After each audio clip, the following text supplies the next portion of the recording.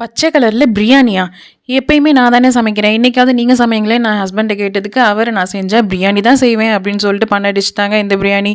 First நெய் ஊத்திட்டாங்க. அதுக்கப்புறம் எண்ணெய் ஊத்துனாங்க. தென் அதுக்கப்புறம் நம்மலாம் பட்டை, லவங்கம் இதானே போடுவாங்க அப்படின்னு சொல்லிட்டு நானும் வெயிட் பண்ணிட்டே இருந்தேன். கடைசியில பார்த்தா அவர் வந்து கறியில இருக்க கொஞ்சம் நெஞ்ச கொழுப்பெல்லாம் நோண்டி அத கொண்டு வந்து போட்டிருந்தாருங்க. எனக்கே ஆச்சரியமா இருந்துச்சு. என்னடா இவர் கொழுப்ப போட்டு கிண்டிக்கிட்டு இருக்காரு. இந்த மாரி ஐட்டம்லாம் நம்ம பண்ணதே இல்லைன்னு. அதுக்கப்புறம் பார்த்தா அதுக்கும் மேல பச்சை கலர்ல என்னத்தையோ போட்டாருங்க. என்னங்க இது பச்சை கலர்லாம் போடுறீங்கன்னா, வெயிட் பண்ணுன்றாரு. அதுக்கப்புறம் பார்த்தா ஏதோ ஒரு மசாலாலாம் அரைச்சிருந்தாரு. ஆனா அது செம்ம ஸ்மெல்லா இருந்துச்சு. என்ன போட்டீங்கன்னு கேட்டா, பல மூலிகைலாம் போட்டு நான் அரைச்சிருக்கேன் அப்படின்னு சொன்னாங்க.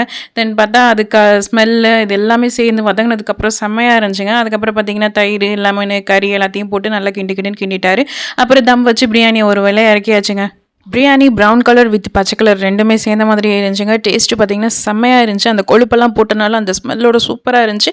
உங்க வீட்ல ஸ்பெஷல் என்னன்றத கமெண்ட் பண்ணுங்க. வீடியோ பிடிச்சிருந்தா சப்ஸ்கிரைப் பண்ணிக்கோங்க. Thank you.